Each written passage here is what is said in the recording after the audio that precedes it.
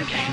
Spins a web any size, catches thieves just like flies. Look out, here comes the Spider-Man. Is he strong? Listen, bud, he's got radioactive blood. Can he swing from a thread? Take a look overhead. Hey there goes the Spider-Man. In the chill of night, at the scene of a crime, like a streak of light, he arrives just in time. Spider-Man, Spider-Man, friendly neighborhood Spider-Man. Wealth and fame, he's ignored. Action is his reward to him. Life is a great big bang. Wherever there's a hang, you'll find a Spider-Man. What's going on, guys? My name is El De Niro, and welcome to a spoiler special movie review of Spider-Man Homecoming, because at least one person has asked for this, and I am a man of the people, so I give you what you want. I'm joined today by a whole bunch of nerds. Just kidding. Kind of. A gaggle. In the blue corner, I don't know why I say this, I'm joined by the Weird With You podcast, of which I was a guest recently, and that episode will be linked in the description, so go check it out, because I think it was really good. Santiago and Justine, do you want to tell the audience a little bit about your podcast? Sure. Yeah. So Weird With You is a weekly podcast where every Wednesday, Justine and I discuss a weird topic of conversation for people's amusement. We've had a few guests recently. As of the time we're recording this episode is probably going to be out already. But tomorrow, Wednesday, the 19th, is it, of June 2017? We have an July. Oh my God. That's the time difference. I would hope that yeah. It's the time difference. In Canada, we're a month behind. Yeah. July, we have an author named Nicole Blades who did an interview on our show. It was a lot of fun. Yeah. That's really cool. So how can people find your podcast? Apart from my description, where it will be. We're on SoundCloud, iTunes, Stitcher, Podbean, Google Play. Pretty much everywhere you can listen to podcasts. Or you can just go to soundcloud.com/weirdwithyou. We're also on Facebook, and we're on Twitter quite a lot. That's at weird_with you. And all good bookstores. Yes. Joined also by Loosemore, the recurring guest of the Midnight Hour. Also has his own podcast, Mortal Kombat Loosemore, it's called. Yep. It's this is coming to you from 2007, because we all know Wisbeach is 10 years behind. That's true. Yeah, no, I don't know what I'm saying. Yes, I'm here too, is what I'm meant to be saying. Yeah. Excellent. And where can people find you, Loosemore? In the United Kingdom. Excellent. That's where I am. I've heard of that. So, yeah. Also, Loosemore's stuff will be linked in my description, including his Mortal Kombat podcast, which has just passed episode 9000. So, go check that out. So, we're here to talk about Spider-Man Homecoming. I attempted to draw up some notes for this, but I actually figured, while I really love Spider-Man and stuff, I'm not I'm not a massive nerd about it. I am a nerd. You're not a spiderhead. Yeah, exactly. I haven't been bitten by a radioactive spider. Is that what they're called? I have no idea. I just made that up. Webheads. Yeah, webheads. Oh, that makes sense. Why didn't I go with that? But the first thing I wanted to talk about was kind of the first thing you notice in the movie, which is the timeline and the fact that this takes place in the immediate aftermath of the 9/11. I don't know why. The immediate aftermath of the alien thing from the first Avengers movie, which is referred to in the MCU as the disaster, isn't it? I think so. Mm-hmm. Yeah. So then what happens is it fast forward to 8 years. Does anybody know the ramifications of this move, or does that make sense chronologically? Because I kind of zip in and out of the MCU, and I'm not very not very well acquainted with it. I know that I like all the movies, but the disaster would have taken place in 2012, I think. So does that mean that this movie takes place in 2020? I don't know. When was the first Avengers movie out? I think it was released in 2012. Yeah. I'm not sure I'm not sure they say the date in the Avengers movie. So even if it came out 2012. That doesn't necessarily mean that it took place in 2012. Yeah, that's true. I'd have to know if there are any kind of references to, like relevant things. I do know that in the movie Thor, which I believe takes place after Iron Man, because they find his hammer in the post-credit scenes.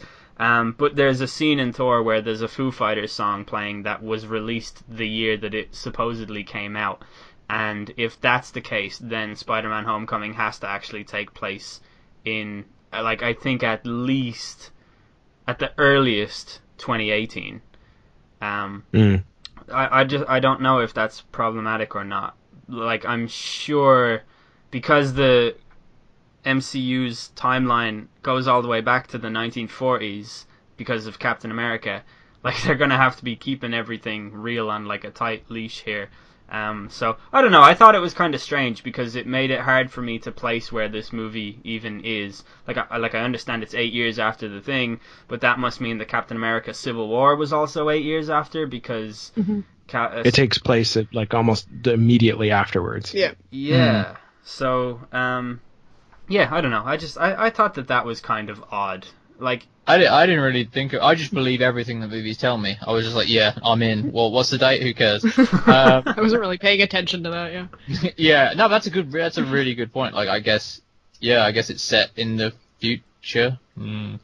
But yeah, I think, but I do like the fact that it does take place, like, moments after the Berlin airport thing, though. Like, that's pretty cool. Like, yeah, I thought really that was pretty cool too, and that Peter Parker is, like, vlogging his experience because it's the future, evidently. Yeah, because he's a 15-year-old boy or whatever. Yeah.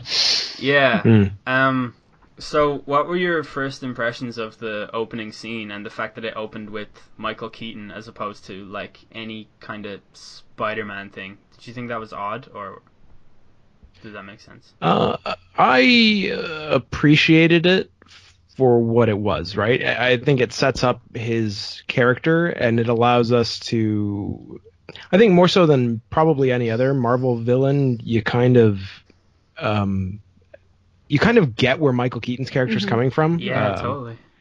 And I think that plays into that, as, like, you see him, he has this huge job, he's fought apparently really hard, he's sunk all of his money into it because he assumed he'd be making a good big haul from it, and you see it get taken away from him basically just as he's getting started. Yeah. And it establishes that idea that he wants to take care of his family, and it gives him a reason for doing what he's doing, more so than a lot of other, again, Marvel villains. So I think he's probably one of the best established Marvel villains, and that intro, whether it was, I don't think it was executed perfectly, because, like, the quick, like, 8 years later thing, it's kind of a cop-out. I thought so. But if the end result is we get a more kind of, like, established and grounded Vulture as a villain, then I'm for it. I think it's fine. Would you really consider him a villain, though? Considering where he's coming from, and he wasn't, like, that bad a person. And he and even, like, when he end of the killed, movie. like, even then when he killed the dude, like, he was, like, kind of accidentally, like, I thought this was the, like, anti-gravity gun. Like, he probably didn't need to kill him. Like, it was almost, like, apologetic. I guess towards the end of the movie he was kind of villainous because he was vowing to kill Spider-Man and his family. But I think in the beginning he was sort of grounded in, like, he's not as bad as other MCU villains because he's not trying to take over the world. He's just trying to put he's more almost like a real world villain in that he's like a gun runner. Like, he's not a good guy. Yeah.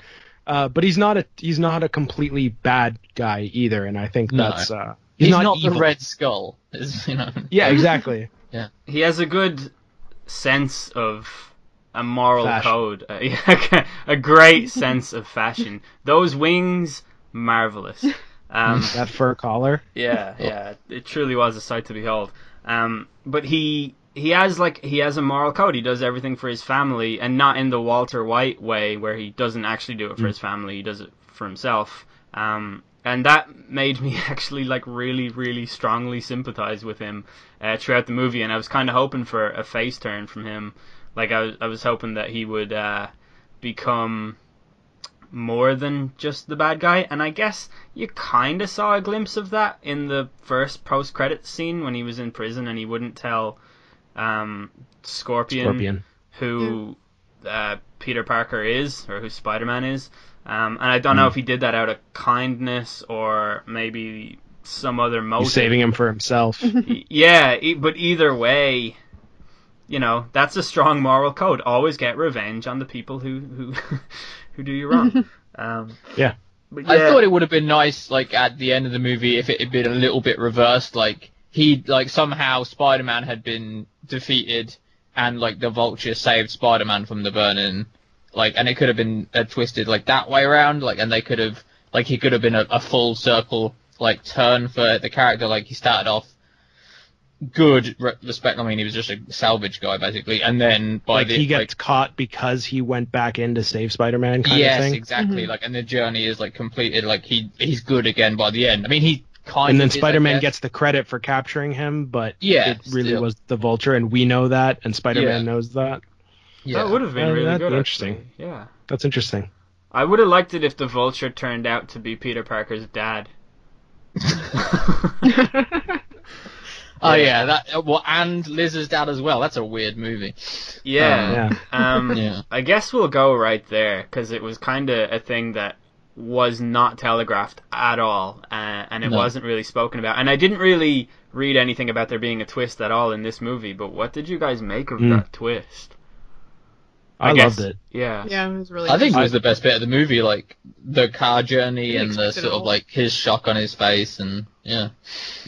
I love the fact that it plays on our kind of internal biases that we could not comprehend. Like, it's not telegraphed, we say that, but like it's not telegraphed because we can't, for whatever reason, like it doesn't enter our mind that Liz might be biracial or that she has a stepdad, that's not made clear either. Yeah. Thanks, Al.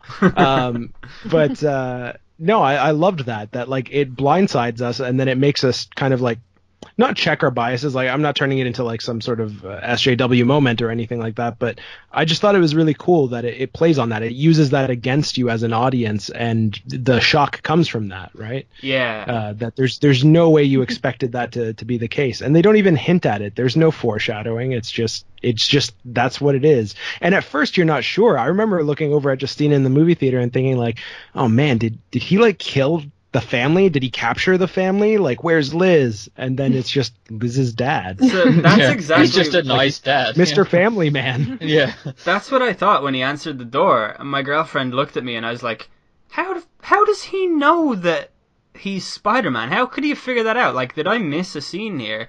And then he goes in and like Liz comes out and I was like, "Oh, he's the." And my friend who watched it. The same night that I watched it, he actually copped it straight away when he saw Michael Keaton. He was like, "Oh wow, he's her dad," and he was like, "Oh, that makes you a racist. You thought that he was just there to kidnap them," like as if I could never have thought. But that is like you said, you weren't like trying to be an SJW about it, and I think the movie is the exact same. Like, this isn't a statement about like, oh look, black people can marry white people. It's just a really clever way it's aware of it and it uses it against you. Yeah, it's like a huge benefit of interracial casting that like I had never even thought of before when I was crying out for more diversity in movies. Like, it's a legit like awesome thing that like you said, it just plays with your instinctive like expectations for the movie, and it was so good, like such a well executed piece. And the scene in the car that followed, in fact the photo scene of Peter Parker is just completely shocked. That was so good. So awkward. But the scene in the car, I just love the little as they're in the car and she's just like dropping like, oh, and then we came to Washington, then you disappeared. And then in Michael Keaton's head, he's like, oh, okay. And then she drops something else like, yeah, and then you were at the thing, and then you disappeared again. And he's like, what the fuck? This guy disappears a lot. Yeah. And then he's like, in your head, you're doing the same thing. Oh my god, he's going to find out he's Spider-Man. Like, but, you see it on his face, like, as he figures it out, and it's just genius. It's insane. I was listening to another podcast talk about this, and they were saying that it's interesting that the most tense moment in this movie happens in a car and no one's wearing a costume. Yeah, that's so true. that's sort of a testament to the type of movie that it was too, because for me it didn't feel totally like a superhero movie. Like I say while looking at the poster, which has Iron Man flying over like the ocean, but can we say how terrible that poster is? Yeah, it's the posters bad, for this it? movie are atrocious. Yeah, it's strange because there's a lot of really good art, like concept art released. Like you would think that they could have. It's like, in fact, looking at the poster, it's almost like they tried to do the Force Awakens poster. Well, you know what it actually made me think of is, you know when like a movie comes out here and then you see like, oh, they released the Japanese poster, and it's always like a little off, like for whatever reason the Japanese poster art always looks a little bit like weird and it like shows too much. I almost felt like we got by accident the Japanese poster and it was supposed to go to Japan, but What's the one where like he's got his like decathlon like jacket on as like headphones and he's like lying? That poster's pretty good. That one's really good because I think that sums up the movie. Like he's in New York, like he's like it's basically like a high school. Yeah, that's really. But I agree about like the Star Warsian sort of poster of it. Yeah. Well, I think the marketing for this movie was actually supposed to mimic a lot of 80s teen movies and 90s teen movies, so that's why they're kind of, some of them are cheesy and some of them actually mirror things like Ferris Bueller and stuff like that. Well, there's the really obvious Ferris Bueller reference, like where didn't he like go through a garden and like the TV in the house is playing like Ferris Bueller's Day Off, and then like he runs simultaneously to like Ferris running or something, like something like that, and it's like an exact mirror of what's happening in Ferris Bueller. Like, I mean, it only happens like a split second or whatever, but basically saying this is what we're trying to do here, basically. One thing I hate about Marvel movies is the constant winking at the camera to be like, oh, look how ridiculous this whole thing is. So I really liked it in this movie when the kids. He stumbled upon those two little girls in the tent, and he looked at them and he was like, "Hey!" and they just screamed and ran away. Like, well, his like eye lenses are kind of like wigging out, from the water or from whatever, and that was so good because I was expecting like a really cringe scene of like, oh look, Spider-Man is in this universe, and you know what I mean. But instead, we got like just the complete opposite. They kind of did a lot of subverting your expectations, I think, because Spider-Man typically, like the friendly neighborhood Spider-Man, is kind of an ironic term because he's a phenomenon and everybody loves him. But in this, he's seen it and the guy's like, do a backflip. Like, he's not a big deal because this is a universe where like Thor exists and the Incredible Hulk exists. So like Spider-Man himself is just not really, he's more of a YouTube type deal now, like in this universe, and that's really cool. Also, I love that one line of the guy in the beginning during the montage. He's like, "Hey, you're that Spider-Man from YouTube. Yeah, do a flip." Do a flip. Yeah, exactly. Like that's what he's reduced to here, where usually he's like really loved and adored by like people outside of his age bracket. Right.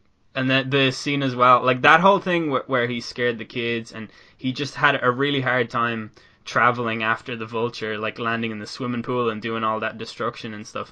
And then when he goes out into the, like, what is it, like a golf course or something? And the golf course, He shoots the web and it doesn't catch anything. And he's like, and then he has to run. I think he says something along the lines of "this is the worst thing ever," or something like he's having to run, like, and it's just really good. Like, I think because he's in the suburbs, isn't he? Because that's where like that's where the Liz's house is like outside of New York a little bit. Oh, and Queens is outside of New York too. Queens isn't in the middle of New York. I thought it was really great at reminding you. It's like, no, this is like a smaller scale story, and that's not just okay. It's awesome. Because I guess like the Spider-Man we know is kind of like Spider-Man in Manhattan, isn't it? A little bit like totally. Yeah. Yeah. And that, that's one of the things also that I appreciate about it is that always felt like it happened too fast in the other Spider-Man movies. One of the things that the director and I think Tom Holland was even talking about it was the idea that in all the other iterations of Spider-Man, it's like he starts to learn his powers and then suddenly like he's just like not afraid of heights. Like he can jump off like the tallest building in New York and swing around and it's like all good. It's fine. Whereas like Tom Holland, like when his Spider-Man is at the Washington Monument, like that's the highest he's ever been, and he's freaked out. Yeah, like he's terrified. That was an awesome scene as well. Yeah, because I think the little nods like that, like I think you get the impression throughout the movie, like even though he's got this amazing suit now, like he's still not been Spider-Man for very long, and he's a bit rubbish at it. Like he's been like Spider-Man for like 6 months officially. Yeah, like the scene. Then, like, I think it's like the scene where he's like flying through, like he shoots his web and he misses and like falls flat on his face, and all you hear is like "I'm okay," and then he just gets up and starts running again. Like, but he says it to no one. Like he's just like little things like that just prove that like he's a bit like he's not good at this, you know. So, what did you guys think of Tom Holland as Peter Parker? I thought he was good. I mean, he's a kid, and I think he did a good job of portraying a teenager at the time, and I liked him better than the last one. It was Andrew Garfield. The 30-year-old man playing a teenage boy. The 30-year-old man who is impossibly good looking and has amazing hair and just looks like the coolest guy ever, but I don't think he's that good looking, and his hair looks like he got electrocuted. All right, well. Constantly. I don't know what everybody talks about. Like, Tom Holland was, or not Tom Holland. Andrew Garfield was too good looking to be. I don't know. He's not. He's all right.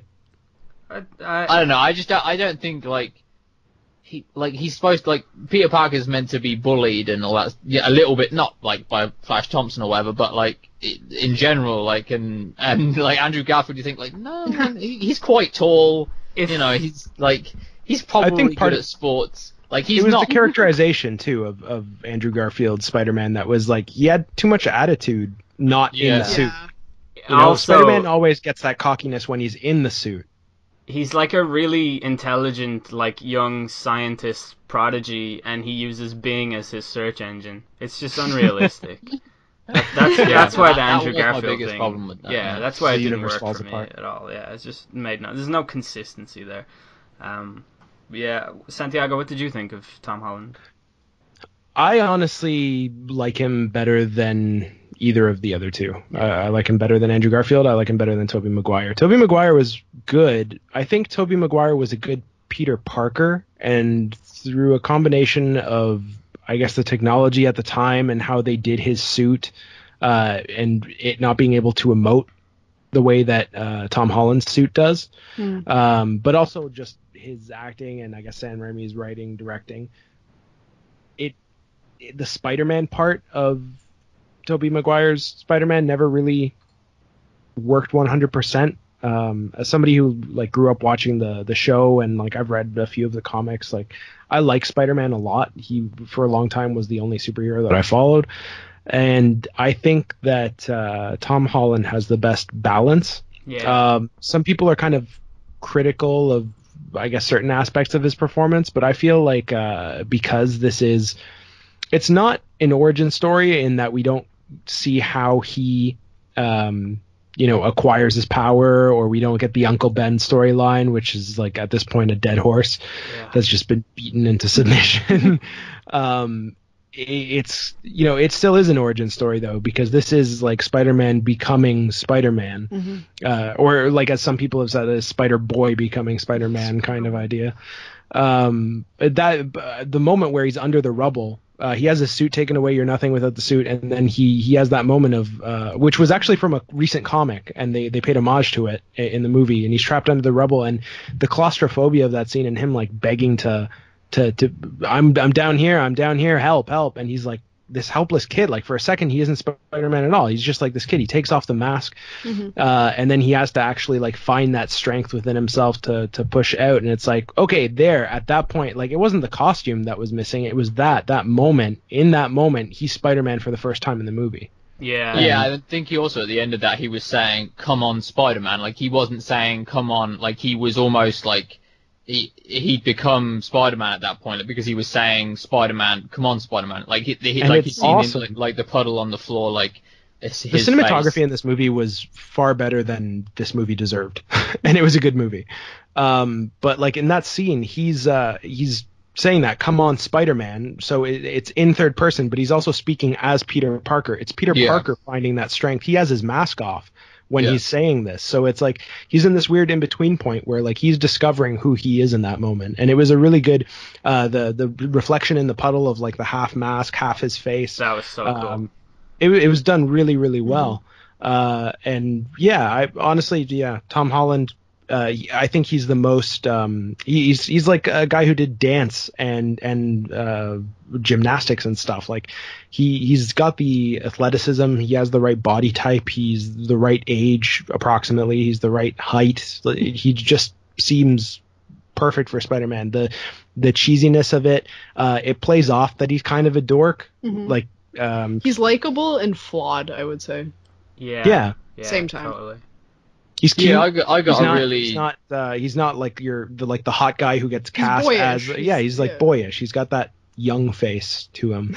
That young face.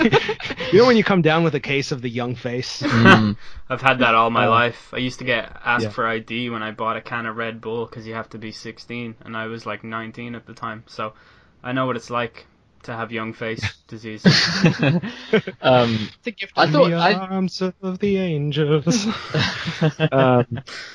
Yeah, I thought he had a very sort of Marty McFly thing about him. Like he was trying so hard to be cool, like because he wanted to impress Liz, and he just like he wanted to be like that high school kid and wanted to be cool, and he wanted to impress Ned, and like, but he's not really that cool at all. And even like Tony Stark had a sort of like Doc Brown thing about like he came in and saved it. Like I don't know, like he's the guy he looked up to and he wants to be like him, but he's not quite cool enough to be Tony Stark. Anyway, so I think he was really great. Like Marty McFly, there was kind of like a John Hughes thing going on also. But, yeah. Sorry, you both spoke at the same time. What did you say, Santiago?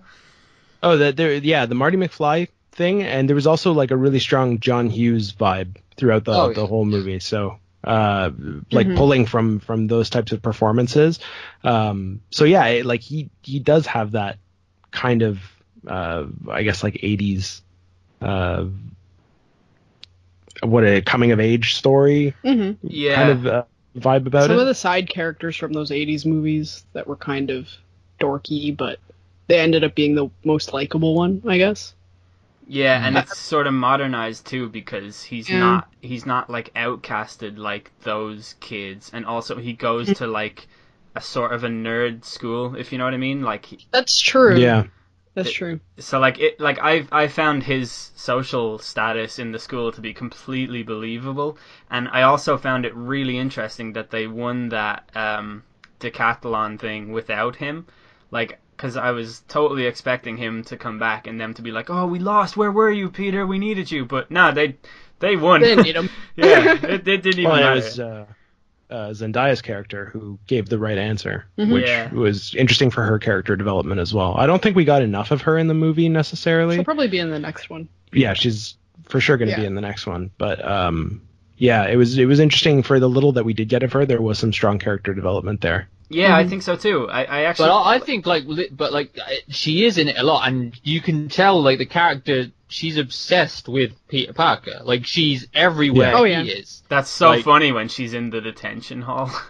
Yeah, and she doesn't need to be, and she's just there sketching him, and he's always like, they're like in like, why are you here? Like we're not. You don't have any friends, and like she's there because she's clearly into Peter. Like, and he doesn't know it. Like, and it's hilarious. Yeah, it was really cute. The fact that he's so oblivious to it. Yeah. It's gonna be like, cause she wasn't. I don't know, the way she was sort of her like wardrobe in that movie was to be sort of underwhelming or not underwhelming, but you know, like she's an incredibly beautiful woman, and they definitely dressed her down for this movie, and there's going to be one of those moments in the next movie where he asks her out or something, and she's going to be like, she's going to be like, oh, by the transformed. way, like, by the way, I'm Zendaya. So yeah, I kind of hope not. She is. Huh? Oh, I hope not too, but I just have a feeling that that's how it's going to happen because they sort of just deliberately made her look less like frumpy. Yeah, like I think she was supposed to emulate that character from The Breakfast Club, the they call her the basket case. Oh yeah. So she's kind of like in the corner. She's kind of shabby looking, and she says all those kind of grumpy things to people, and everybody kind of ignores her. But then it turns out that she's actually, different, or she's putting on an act or something like that. Yeah. But I did think she had some of the good like comedic lines though as well. So. Oh yeah. Yeah, she was super funny. When she's in the detention and she tells the guy who's running the detention that she goes in there to sketch people in crisis, and then she holds up a sketch of him. Yeah. It's really good. He was Hannibal, right? Yeah, Hannibal Buress. Yeah. He had some of the funniest lines in the movie as well. The moment where Captain America was on the screen in the gym hall, and he was like, and this guy right here, and he points, and the teacher's standing on the other side, and he's like, anyway, I think this guy's a war criminal now, but I still got to play this before class, and I just absolutely exploded, and I went to see this with my girlfriend, and she is not really like she doesn't like Marvel or superhero movies. She doesn't not like them, but she has no real interest in them. And she had no idea why I was laughing so hard, and it must have been very confusing because I don't think I ever actually explained it. But that was, I think that was the funniest moment in the movie for me. Yeah, it was definitely one of them. It was up there. Yeah. So I assume. What do you think about Donald Glover's cameo? Yeah, I thought it was really good. I thought he highlighted even more how bad Peter Parker is at being Spider-Man in that scene where they're in the he's parked his car. You need to get better at this part of the job. yeah, exactly, yeah. And, that was he Donald references Glover? that he thinks he's a girl under the Spider-Man outfit because and he's like, no, I'm a yeah. I'm a boy. I mean, man. A man. So Donald Glover actually playing another character from Marvel, and he didn't get to play Miles Morales, but he gets to play Miles Morales' uncle. Yeah, I didn't find that until afterwards when I read about the movie a little bit, but I didn't know because did they mention his character name in the movie? No, but he talks about when he's buying the weapons, he's talking about climbing gear. So his character in the Spider-Man comics is the Prowler. Who starts off kind of as a bad guy and then becomes sort of a good guy. And his nephew is Miles Morales. I know about Miles. He mentioned his nephew because he says to Spider-Man the reason I'm telling you this information is because I've got a nephew. That's that scene, isn't it? And his nephew is implied that it's Miles. Yeah, so. I had no idea. For so little time on the screen, he also that's one of the best. Kind of performances of a thug character I've ever seen, because usually they go over the top or they almost make fun of it, but he just seemed really he was just there. And now Donald Glover's an awesome actor, but I don't know, I just thought it was a really good, honest portrayal of this guy's life is maybe not so great, and he's kind of it seemed kind of like he was high or something. I think that was one of the biggest laughs in the movie as well for me, when he says are you gonna let me out, I've got ice cream in here or something. He's like, no, you'll be gone in 2 hours. And he's and then he's like, you're a criminal, you're a bad guy or whatever, and what just runs off yeah. When you said Donald Glover, for some reason, I don't know why, I've been stuck in the 80s lately, I thought you said Danny Glover. And also, you were thinking Murtaugh wasn't in this movie. Yeah, exactly. And I was trying to place it, and I was like, oh, Jesus, think. But I actually didn't know that was Donald Glover, so that's actually pretty cool. Every time I see him in stuff, I'm always like, this dude is a way better actor than he is a rapper.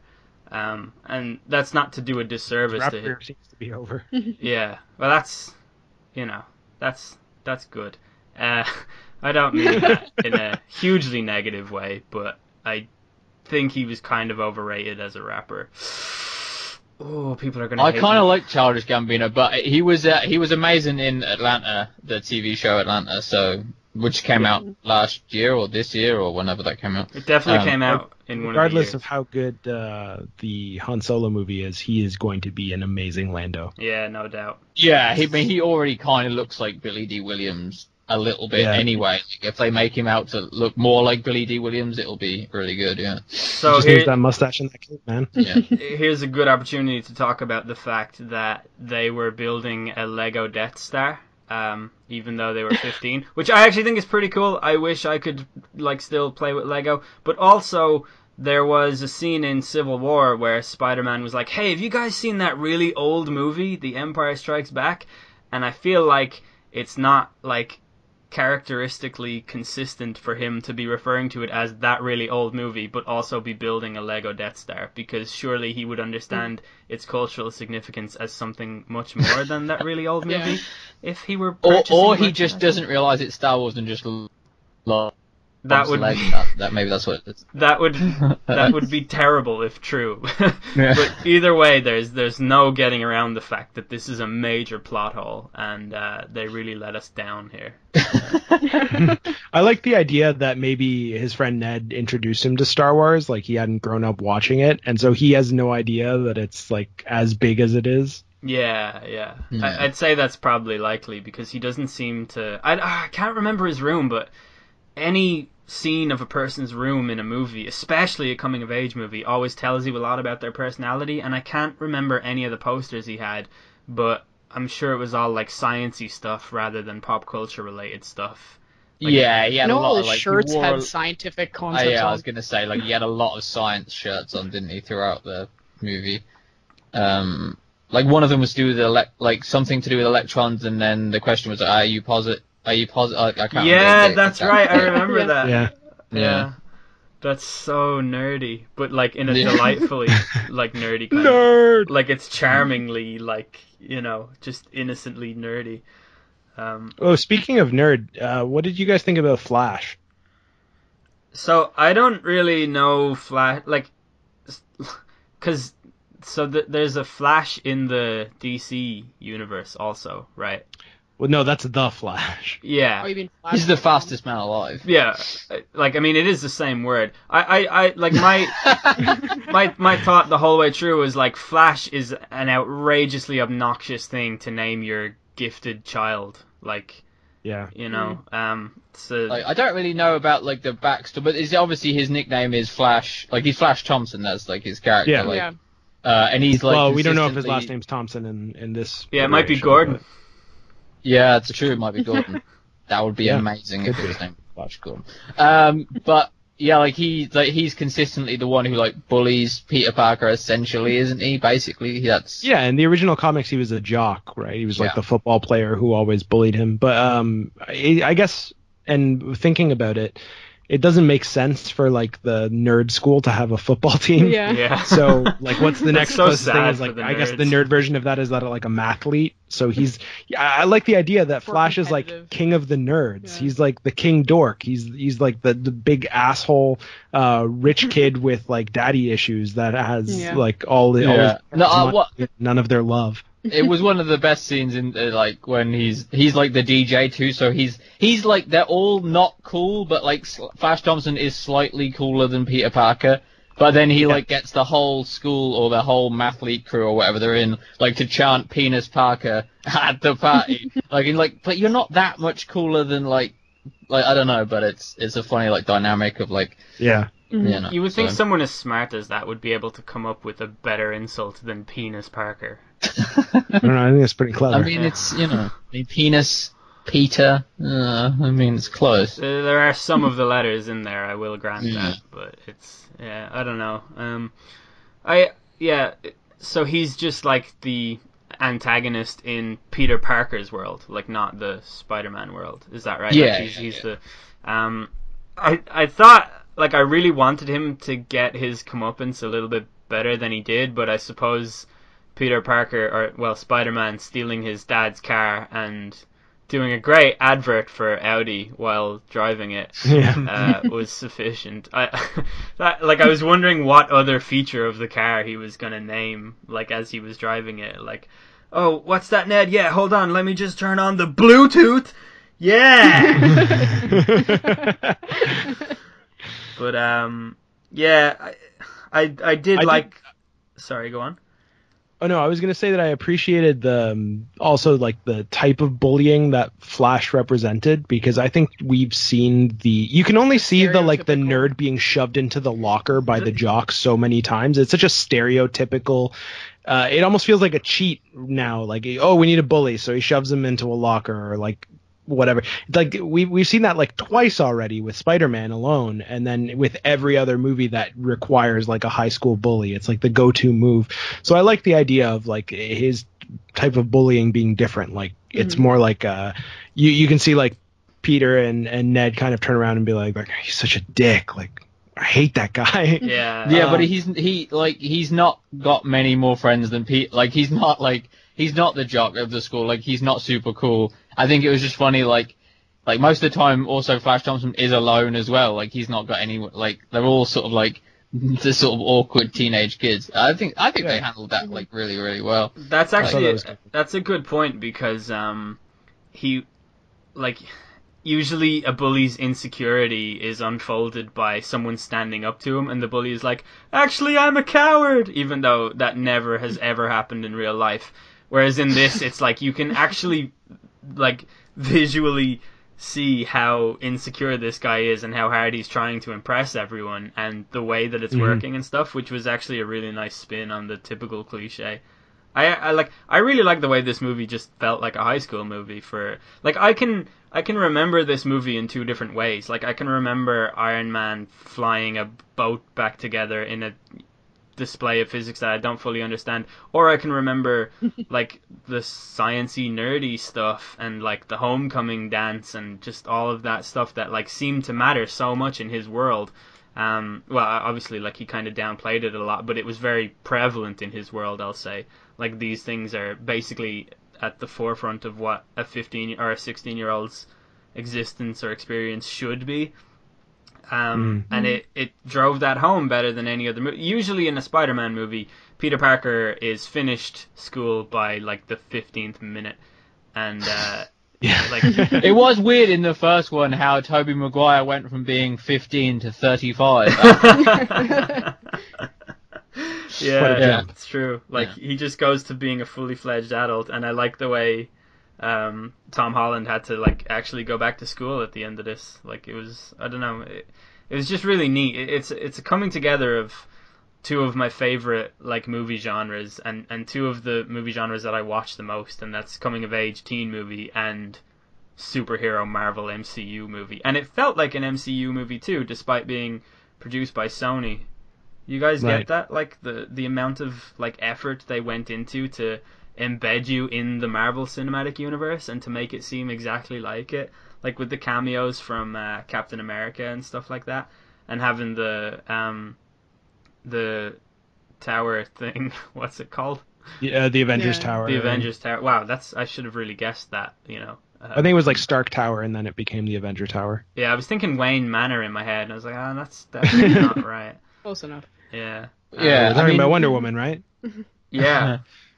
What did we think of like the Iron Man-ness of everything? Like the suit was very like they did like you said, like they did, Sony like made a point of, I guess because it was a joint venture between Sony and Marvel Studios, that like they kind of added the more of the MCU in there, but like the Iron Man-ness of everything didn't like, I thought like, actually after watching the trailer I thought like maybe they'd have too much Iron Man in it and it would be a bit weird, but it wasn't. Like I think they handled it really well, and even the suit, like it was kind of, by the end he was like, it was an Iron Man suit but he looked like Spider-Man, and it didn't bother me. Like I was okay with it. Like I actually thought that was kind of cool. Yeah, I can't really put my finger on it, but there's something about that talking suit that makes it more believable, I think. Jennifer Connelly's magical voice. Yeah, and Jennifer Connelly is married to the guy who voices Jarvis. Did you know that? It's Paul awesome. Bettany, yeah. Yeah. Really? Yeah, it's like it was one of the kind of like funny things that they did with the movie. They do so many awesome little things like that. Like I don't know, it's amazing. speaking to the Iron Man thing, I know Justine and I were pretty worried that there was going to be too much Tony Stark, too much Iron Man in the movie, just because that's what the trailers kind of led you to believe. But I think so, yeah. Well, especially like we're talking about the poster as well. That poster, like there was a picture late in the poster. There was a picture of Iron Man and Tony Stark as bigger, or if not bigger, than like Peter Parker and Spider-Man. You think, well, is this, you know? But, might I just throw it in there, by the way, that Gwyneth Paltrow is billed 6th in this movie. How is that even possible? Like she says, what an absolute joke. Because she's the Paltrow. Yeah. How is she like? What is she built? Is she billed above like Donald Glover then? How is she still how does, I don't know. She is the most. I just don't get how people think that she's likable. I just thought that I would get that. I hate Gwyneth Paltrow, and I hate. Didn't she sell like $30 like chakra stickers that are supposed to align your chakras or something? She said that like single mothers should be able to exist on a budget of $2.78 a month or something like. Like she's just so removed from reality that she has no place on this planet, in my opinion. But regardless of your feelings for Gwyneth Paltrow, I like Pepper Potts. I think the chemistry that she has with Robert Downey Jr. For those movies is great, and it was again, regardless of how I don't have feelings either way about Gwyneth Paltrow, but I don't know. I just thought it was nice to see her in the universe again after that absence. Yeah, I will concede that I allow my emotions to completely dilute my opinions way too much. But I will say, did like I just think that anyone with that strong of a connection to Chris Martin, we can't rule out the fact that they are a war criminal. Yeah. But what did we think of the Iron Man-ing of Spider-Man: Homecoming? I like it. I like that in the absence of Uncle Ben, and even actually any mention or any pictures. It's kind of like alluded to that Aunt May's going through a lot recently. Which you would assume is Uncle Ben's death, although I have my own theories about that if we want to talk about that later. But in the absence of Uncle Ben, having Tony step in as the father figure, and him even saying stuff like, I can't believe I just said that. It sounds like something my dad would say. Or he said something like, I sound like my dad. And when he takes away the suit and he says, if you're nothing without the suit, then you shouldn't have it. I thought that was one of the strongest lines in the movie, and it kind of takes the place of "with great power comes great responsibility." No, seriously, because like a lot of people expected that line, and some people are down on the fact that it wasn't in the movie, right? But so glad it wasn't in the movie. I'm glad it wasn't either, and or as well rather. But I don't know. I thought that him playing the father figure and kind of like giving him the tough love and taking away the suit, and then like Tom Holland being such a hero that he is better than Tony, you know, because even without the suit, he went and he did the thing. he saved the day, and regardless of any injury to himself, right, or any threat of injury to himself, like he goes without the suit after the Vulture, and then when the Vulture is about to blow up, like he goes in and saves what's the character, Adrian Toomes? Yeah, is it Adrian Toomes? I think it is Adrian Toomes, yeah. I think it's Adrian, yeah. Toomes. He saves the Vulture. And he saves Michael Keaton. He saves Birdman. Birdman, yeah. I liked the Iron Man inclusion for two reasons. One of which I have already forgotten. But I like the way when Spider-Man was in peril, Iron Man arrived, made everything look really easy, and it put Spider-Man right back in his place, and it was like, it showed you how unprepared he is to be Spider-Man, where in previous movies, and I think actually to the credit of the Tobey Maguire first Spider-Man movie, you do get a huge sense of threat and danger to Spider-Man, and that was lacking in this movie, but he also overcame... Well, I think in this movie... there was like the threat and danger to everyone else. Yeah, exactly. Because one thing that they hit home without actually having to say, except for that Iron Man says it that once with the fairy, is that every single thing that happens in this movie that's bad for anyone in the movie happens because Peter Parker is involving himself. Yeah. If like with when the sandwich shop blows up and like he almost the guy who sells him his sandwiches almost dies. And the guy's cat, Like, that's because he intervened in that fight. Like, with the fairy, he intervened. All the stuff that happens to, like, the girl he likes, happens because he intervenes. Like, every bad thing that happens to anyone in this movie is because of Spider-Man. Yeah. And it's like he needs to get that, and I love that. I love that idea. That is the with great power comes responsibility. He's taking responsibility in a different way. He has to, because all of the shitty things that happen to anyone are because of Spider-Man. And also you did think it comes like full circle as well, because like by the end of the he's always got Tony there to have his back, because like the Avengers Tower is in New York. Like, he's got heroes around him, but then by the end of the movie, like, you get the impression in Spider-Man Homecoming 2 or whatever they fucking call it, it'll be like it's Spider-Man in New York by himself, because like the Avengers Tower's moved to out of town.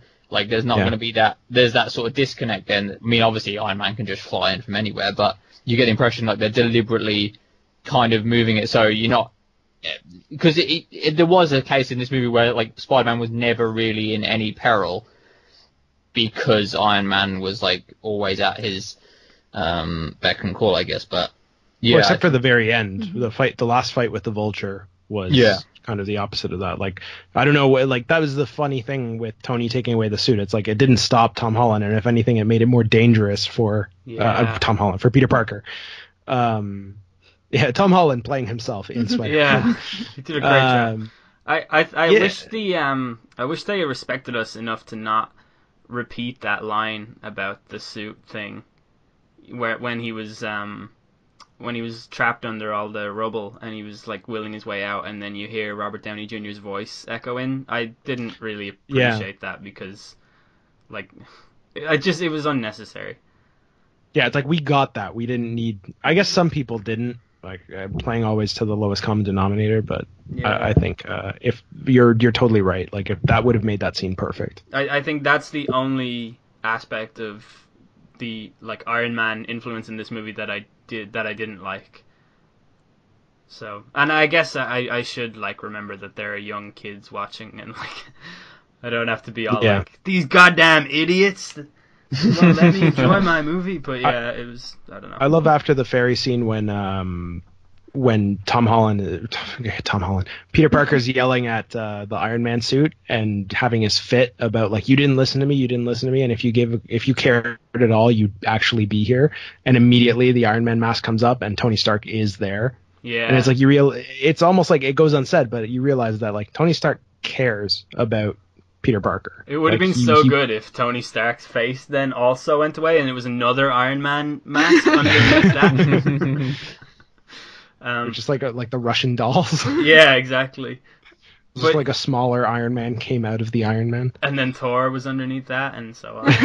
But he does care. Like, he has the guy Happy like checking in on him all the time, and he's obviously listening to everything that Happy reports back to him, because he is able to reference things. Like, he totally cares. He has a vested interest in Peter Parker's well-being, and like, it's because I don't know, I guess he's trying to replace that father-son bond that he never had, or whatever it is. But it was, I don't know, it was good-natured and sweet, and that was good. It is the parent relationship also too, right? Because like, he is, at the same time that he's listening, he is also not listening, because like, he doesn't fully get Peter's resolve, or he doesn't get that taking away. Like, he jokes about it afterwards and like says that like that's what he meant all along, but it's obvious that he doesn't get how committed to this Peter is, and he thinks that taking away the suit is enough to stop him. But at the same time, Peter isn't like Tony Stark, because Tony Stark without the suit literally is just a normal person with like an abnormally sized brain, but Spider-Man actually has powers. Yeah. So like, they're not the same without the suit. And that line of like, I wanted you to be better. What do you think of him turning down the Avengers at the end of the movie? Yeah, kind of, I get why he did it, and like, it was like, in terms of his like moral development and everything like that, it was the right thing to do. But I would have been right in there taking that and going to my quarters and being an Avenger. And I think well, he's in Infinity War. Yeah, but I don't know. I think it's kind of surprising that he didn't. When you think about the actual character and everything that he strives for in this movie, and I know it's to symbolize that, like, his character arc from this movie is done and he's learned all the lessons he was supposed to learn. And there's growth. Yeah, exactly. Because at the beginning he would have taken it. Yeah, totally. But I still think he would have taken it, like, in real life, obviously. Do we think it's weird now that, like, because I mean, I guess with having talking about the timeline, like, does the Spider-Man Homecoming 2 back home or whatever I don't know. Made it home. Yeah. Will that take place after Infinity? Because Spider-Man will go from, like, fighting Thanos in space with a fucking raccoon to, like, coming back to Queens and, like, you know, falling in love with Zendaya. I don't know how they'll, like, I guess they'll try and, like, normalize that again for, like, I don't know, it'd be interesting to see how they sort of, like, they work that, but... I hope Homecoming 2 maybe it'll is affect him in the Tony Stark sort of way after Avengers, where Tony Stark had a change also. Yeah, I guess. But, like, it'd be weird because it's just like he's a super, like, at the end of this movie he's still a super normal kid, like, he just wants to go back to, like, being this friendly neighborhood Spider-Man, and then the next time we'll see him in the MCU, like, he'll be in fucking space fighting Thanos. That's true. I do wonder where it'll fit in. That's a really good point. There's also the question of, like, what happens with, and here, this is an interesting side topic. This is a tangent that we can or can't go down. Are you going to ask if he can shoot webs in space? That's a fucking From good asteroid question. to asteroid. No, what I was going to say is that because the Infinity War and the powers of the Infinity Gauntlet, they've already said that the second Spider-Man movie is going to usher in the new stage of the MCU. And I've started putting pieces together with what they're saying and what some other people are saying as, like, the end of Infinity War, based on, you know, like, what the Infinity Gauntlet can do, is their opportunity to blow up continuity. Does that mean Tony Stark dies, and that's Robert Downey Jr.'s way out of being Iron Man? Does that mean something happens and the universe resets in a weird way, and that's why Peter Parker is able to be in Queens again without any seeming consequences from the Infinity War? Does it mean that, like, we get a Splinter universe somehow? There's a lot of questions as to what's going to happen after, and there's been a lot of kind of, like, quiet murmurings about the potential for the same sort of deal that happened with Sony happening with Fox, and that's what they're keeping under wraps for what happens next with the MCU. Fox having X-Men, is it? Or Fantastic? Yeah. Wow. X-Men. That would be... would it be possible that because of the Infinity War, they're able to bring in mutants? And it's like, there weren't mutants in this world before, but because of Infinity War, now there are mutants, and there's, like, an in-canon explanation for why they exist and why we're able to bring them in now all of a sudden. Yeah. So if they're able to strike that sort of deal with Fox, that's kind of an opportunity to talk about that. Plus, in Days of Future Past, they basically retconned all of previous X-Men movies out of the X-Men universe. So. Well, and there's Hugh Jackman isn't going to be playing Wolverine anymore. Yeah. So isn't this, like, the best moment to bring Wolverine at least into the MCU? Man, whoever plays Wolverine, like, there is no point. That's like becoming the next England manager. There's just you are set up to fail there, friend. Like, whoever takes on that role is... Well, it's different because Hugh Jackman was actually good. Hugh Jackman as Wolverine, possibly the best character actor marriage that there has ever been. In a comic book or in general? Oh yeah, comic book. I mean, yeah. And I think Robert Downey Jr. comes close, but I think Wolverine. I don't know. There's something about Wolverine. He's got the badass factor. He's arguably better looking. He's more Australian. I don't know. Well, that's unquestionable. Yeah. Although not if you've seen what's that movie? Tropic Thunder. He's an Australian guy in that movie. That's true. Yeah, He is an Australian guy in that movie. He's also black. Yeah. Well, he's white playing. Let's just say what it is. He's playing Russell Crowe in that movie. Yeah. That's a great movie. I wonder if they will tie this into the Infinity War. No, yeah, geez, I don't know what to even say to your point, Santiago, because I don't know if I'm educated enough on the universe to discuss it. And I don't just mean the Marvel Cinematic Universe. I mean the entire universe. But, geez, that would be pretty crazy. I think it might be a way of explaining it, because you're asking that, Loosemore was asking that question about like what happens with the next Spider-Man movie, and it's like that might be how they address it. Like something happens in the Infinity War Part 2, 1 and 2, that somehow not necessarily reboots the universe, but makes certain things different about the universe, changes some of the rules that we understand, and it's an opportunity for like, does Tom Holland become Iron Man, and Miles Morales becomes this new MCU Spider-Man?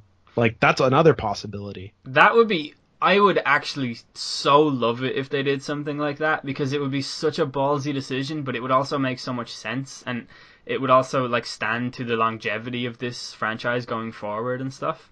I think that would be really, really interesting if they did. I mean, I think of any like studio, like Marvel seems to have like a firm grip on like knowing what to do for the next thing, you know what I mean? So I'm not worried about like what they'll do with Spider. It's just interesting to me like how as a character he's so like down to earth, and like in this movie is so localized. It's just weird for me that he'll be off in space with Rocket Raccoon and like, you know, doing stuff. Yeah, and you have to kind of like justify like how he's very localized, and they made it very, he's just a kid, and then he's in space. But I think if anybody knows how to like make that work, it's Marvel, I think. So yeah, in a believable way. That, well, I mean, as believable as those movies can be. Yeah, which is very. Yeah. Yeah. Geez, that's a monster point to consider. I feel like I've kind of slightly lost touch with the MCU because it's kind of a little bit like homework at this stage. Like, it's homework. The other day I watched teacher, Doctor Strange because I thought I had to. It was all right, actually. I was not expecting it to be as enjoyable as it was. I have one of those biases that I have against that Cumberbatch guy as well. So I just don't know if I can watch that movie.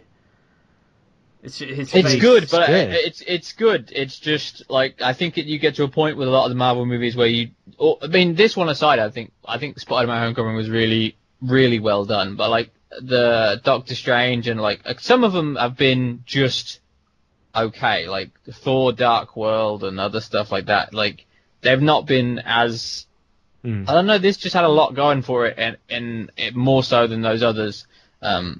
For me, like, there's a lot of them recently that haven't sort of, they've just been good. Like, I haven't been blown away by them, like, as you were when you first watched, like, the first Iron Man or something, you know, so. What was your favorite scene in the movie? Loosemore, I would say. I mean, the big set pieces for me weren't, like, that interesting. Like, I've seen Spider-Man, like, in every Spider-Man movie, there's a scene where Spider-Man, like, he's testing his strength, like, with his webs, like, and he's not really strong enough to hold it together, or he might be strong, you're not really sure, like, that's kind of boring.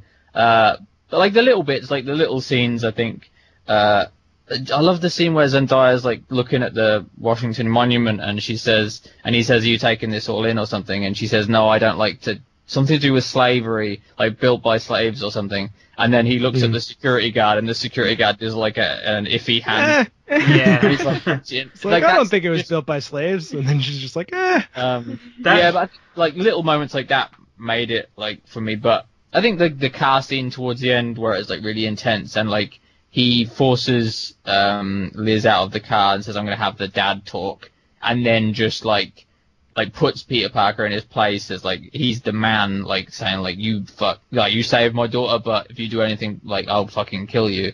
And you're like Michael Keaton, like in that scene he's not a bad dude, like he's still not done anything like truly villainous yet, but he's just being like a tough guy, and like I think that was a really great scene.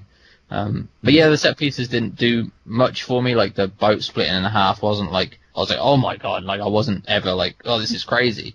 But those little scenes really like cemented how good the movie was, I think. Yeah. What do you think, Santiago and Justine? Both of you at the same time, please. Are you ready? I really liked the car scene. I think that's the standout scene for me. I enjoyed all the comedy and the humor, especially the scene towards the end where Ned actually gets to be the man in the chair, and then the teacher walks in and she's like, "What are you doing?" And all he can to say is like the least worst thing that he can think of is like watching porn. That was great. Yeah. So that was fun, but the car scene was on such another level, especially since I don't think we've seen something of that kind of like dramatic gravity in MCU before.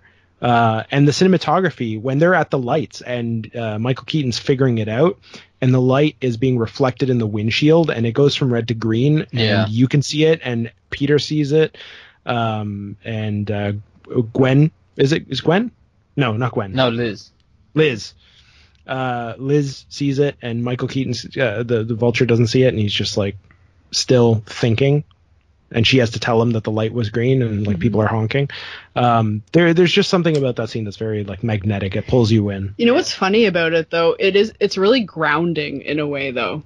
As deep as it is, it's also a very teenage moment. And I think of it as, you think of those teen movies where the kids are going to prom and the parents driving them and they start to have a talk with the boy in the car and they're like, be nice to her and blah, blah, blah. And it was like that, but it was a bit more high stakes, I guess, given the context. And it was it was darker, obviously. There was a lot more going on beyond just like having the talk with the It had kid. more Spider-Man than those scenes usually have. Yes. But I think also like the kind of part of that scene that goes unspoken that is revealed later is that as that's all happening, Peter Parker's already made up his mind. Before he leaves that car, he leaves his phone in that car so that Ned can track it. So his mind is completely made up before he leaves the car that like this is more important than his high school relationship, and that commitment to like what a hero is supposed to be. And it feels like every other character, with maybe the exception of, I don't know, I can't even necessarily think of someone. It feels like every other character in the MCU needs to learn to be good. Like they're all kind of like either assholes at first or like, it's like a job. They're not like they're not like ready for it or whatever. They have to learn to be good, and it just seems that like Peter Parker is innately heroic. Which is funny because he's the youngest and he's the least experienced out of all of them, but he's just a born hero. He's like the best of the best of. He's the best of them. He is better. Yeah, I think Captain America like has that. That's right, Captain America. But yeah, you're right, absolutely. Like like Thor goes from being like a jerk, like he just wants to be king, to being like he has to go to Earth and like throw tea on the ground to realize what matters. Captain America also has the thing where he like volunteers for the program. And he wants to go to war. He's a soldier. It's like a little bit different. Like Captain America's story is like kind of like a story of like disenfranchisement with like the American dream and like what America is. So like although like I do agree that was the character that I was thinking of. It's still not quite the same as Peter Parker's like innocent just goodness. Like we don't have necessarily a character like that. And the closest we have to that is Captain America. But even Captain America has been kind of like tainted by things. Well, he's a war criminal now, so yeah, who would have thought? Also, he's like a Hail Hydra. like 112-year-old man, and he's dating that like 28-year-old. That's just weird. It's all legal and stuff, but we all have it's weird. What did you guys think was the funniest moment in the movie? For me, it's when Hannibal was like, I think this guy's a war criminal now, but anyway, I gotta teach this class. I liked when it referenced the first Spider-Man movie, when he saves the Liz in the elevator or whatever it was, and then the suit was like, now's your chance, Peter, you can kiss her, and he was like upside down. Yeah. That was perfect. And then of course the web breaks and he falls. Yeah. That scene was up there. It's hard to pick because they were pretty consistently funny. Yeah, they were all good. I did love the scene. Yeah. What's the scene where he he's trying out all the different web combinations and it's only been 35 minutes? Yeah, something like that, yeah. Oh yeah, when he's on the hammer. That whole scene in Damage Control is really, really good. That's funny. That was awesome, yeah. Yeah, that was really funny. What about you, Santiago? Do you want to go into instant kill mode? Yeah. No, I do not want to. Yeah, what's wrong with you, Karen, or something? I love how murderous she is. Yeah. Yeah.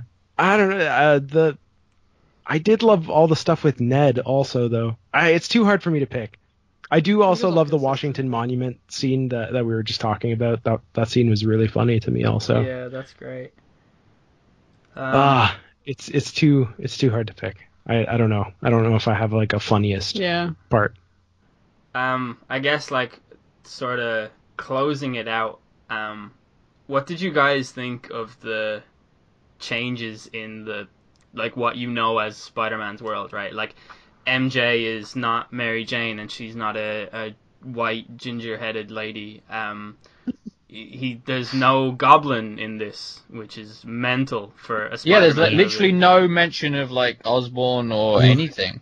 Yeah. So, I absolutely I know Spider-Man has these things that are important and they matter, but I swear to God, if there was a fucking Goblin in this movie, I was gonna walk out. See, here's the thing from my point of view for this is that we were talking about set pieces earlier, and there's been a lot of talk about how, regardless of how good this movie is, that nobody remembers any of the set pieces from it, that they're not the strongest or anything like that.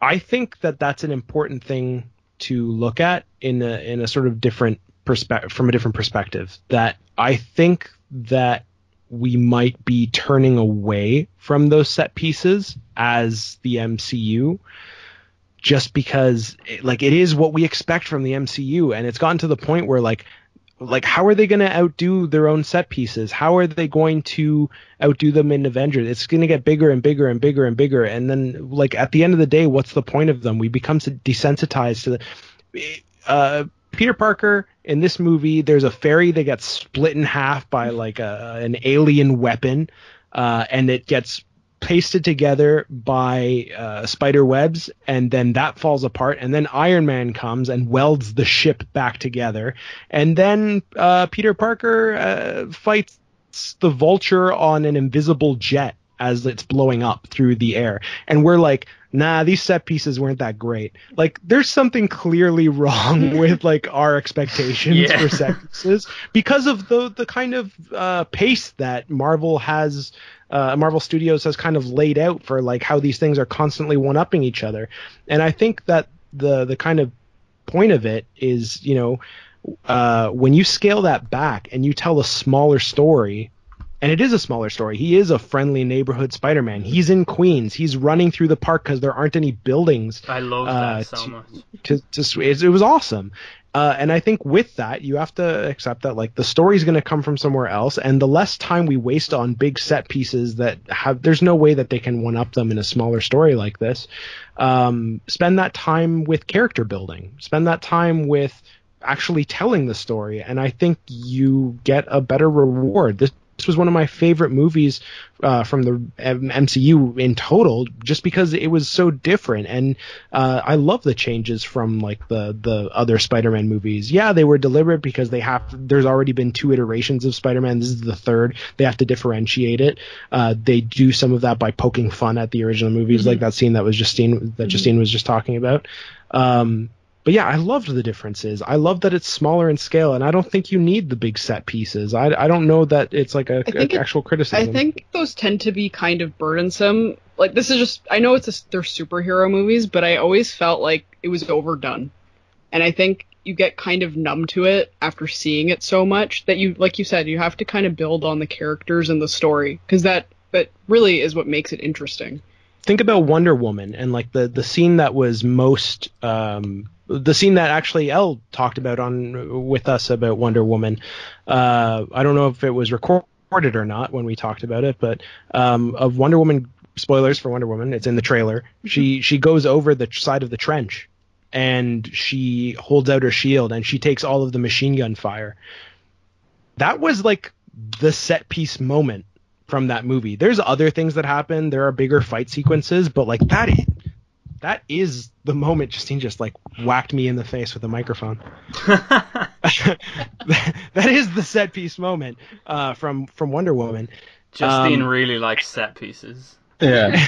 or she's like, this is a Spider-Man podcast. Stop talking about Wonder Woman. Like involuntary no, reaction. but my point is that is one person going over the side of a trench and taking machine gun fire with a shield that's very much like Captain America's shield.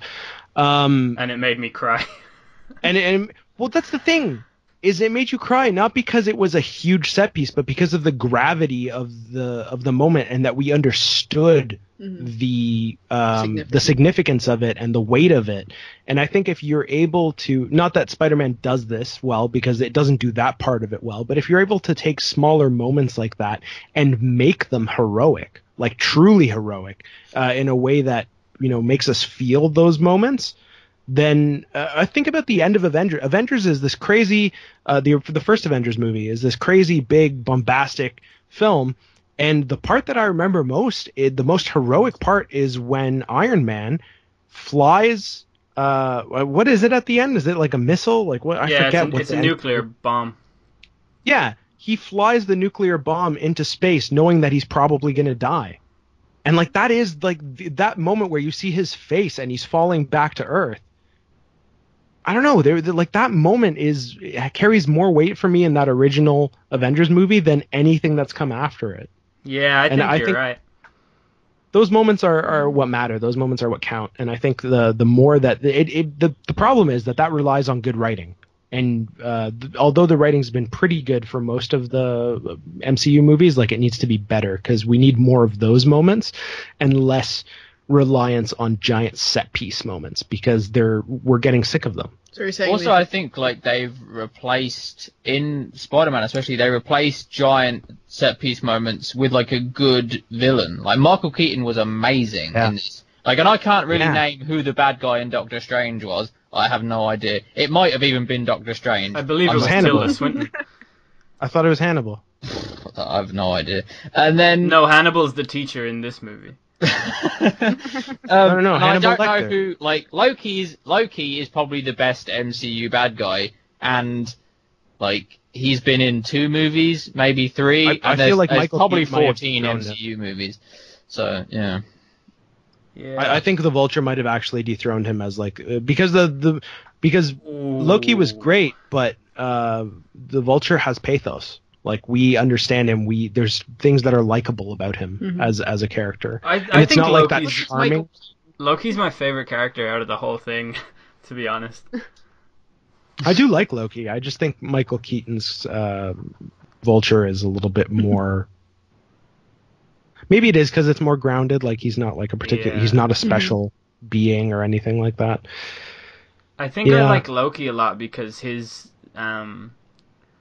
sort of story along with Thor just speaks to the mythology, and I just love it sort of speaks to exactly what I spoke about when I came on the Weird With You podcast, and how I just love, like, you know, the message in lore and mythology, and Thor and Loki sort of have, you know, a really strong semblance of that story arc, and I enjoy that so much. I love that a character from Norse mythology exists in the MCU along with his brother, and they're both awesome. So yeah, I don't know. Loki is like one of my favorite villains in any movie, though, probably. So I just think if we trade big set piece scenes for scenes like the car scene with Michael Keaton and Tom Holland, then I'm all for that. Yeah, you know, yeah. I think like better. As good as the Guardians movies are, and they're like really fun, and like on it, they're great movies. But like,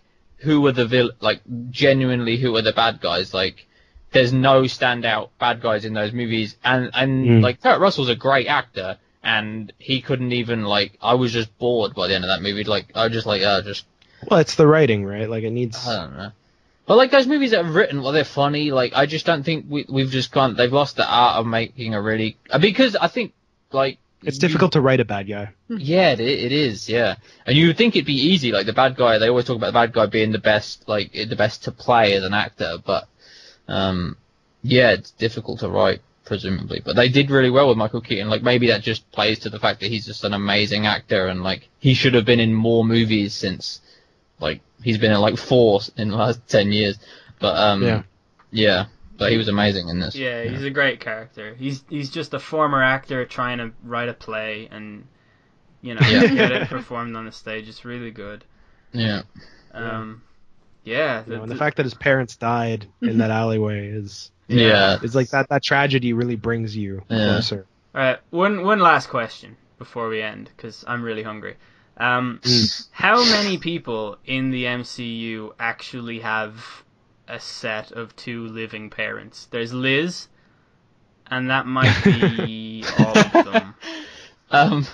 Yeah. True. It's really strange that Tony Stark is all like, me and my dad, and like Thor. Literally every single other person around him is like, yeah, my parents also died. Thor has a mom. Yeah, Thor does. Did she die? No, she's near death. Wasn't she in one of them? No, Odin was near death. Thor's not even from Earth, though. Like, so they're not going to count him. Yeah, that's true. You can't count him. Everybody knows that I am racist against aliens. Well, that's how you make a superhero, El. First you kill both the parents, and then you know, they get the powers. I want to know why that is, though.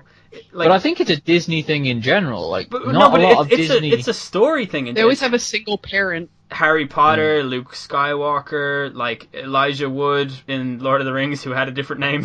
What's that? True. Hobbit's name? Bilbo? No, Frodo. Frodo. What do you want from me? I said at the start of the episode that I'm not that big of a nerd. I just am a guy who watches movies. But yeah, like it's a thing, and I don't get why, because it's not like it makes them more relatable, because on average more people in the world have parents than don't, so it's really... At least one parent. Yeah. It's odd, but there's just something about orphans. They eat them up. Yeah.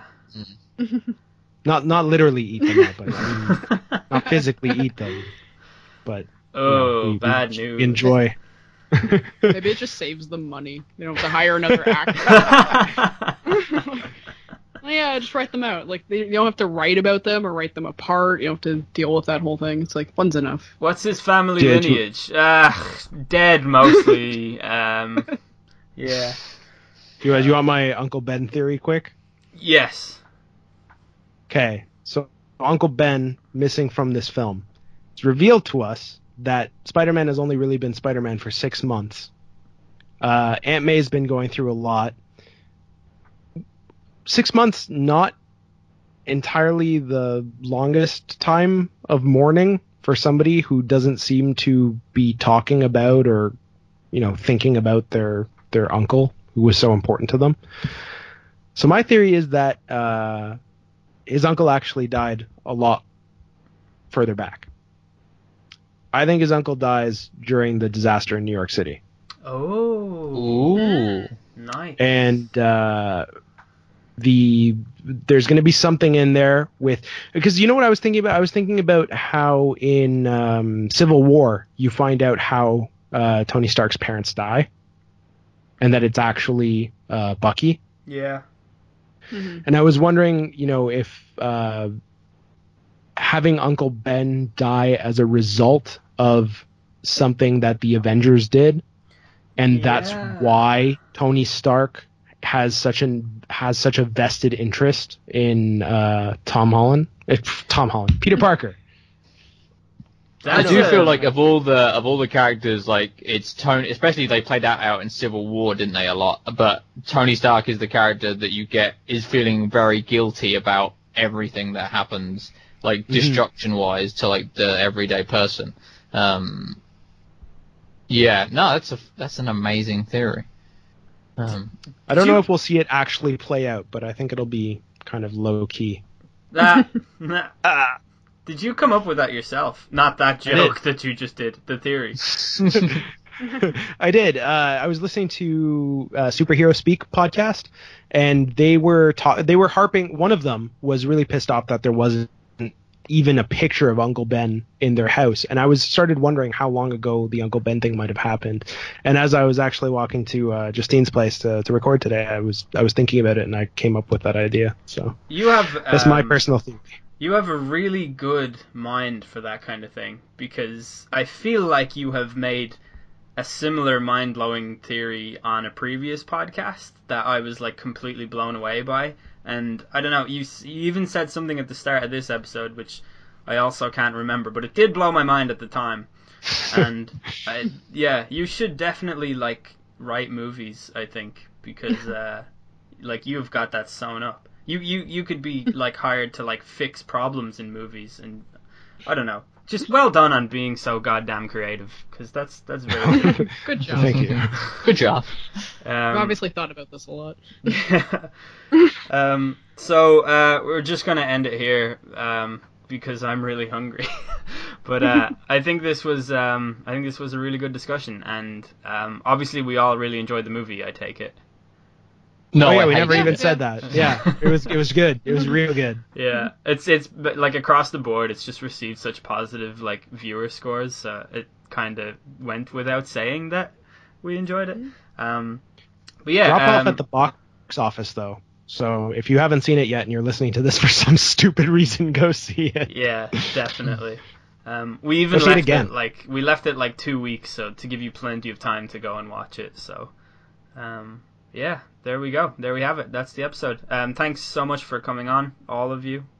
Really appreciate your time. Particularly Santiago and Justine, because of the time difference. Like, Loosemore is in the same time zone as me, and he's not even working right now, so like this is not really that big of a deal for him at all. But yeah, thanks so much for coming on. Check out the Weird With You podcast. It'll be linked in the description, along with like all of their other social media links and stuff. Also, check out the episode that I was on, because I'm proud of it. I thought it was a really good episode, and it was really good. Yeah, and it's also our second most popular episode ever. Is it really? Wait, you guys also have to come back on my show so we can talk about more mythology stuff, because I really had fun researching it and stuff. So. Let's do more of that. And Loosemore, you should also come back on my podcast. You should listen to his podcast. Yeah. Yes. All Mortal Kombat. You can come on mine. It's usually a solo project. I've done 9,000 by myself so far. If you all want to come on, I guess you can. But you know, I like to talk about Mortal Kombat alone. So. I've got some theories on Mortal Kombat. All right. Peace out. Peace. Peace. Okay, we're done. Why did we all say peace? I don't know. I felt like it was a thing that we were doing. Superheroes. Yeah, because we all... is that the sign out? Would you rather we say war, Santiago? Like, God, what is it with you and war? Good. Yeah, absolutely nothing.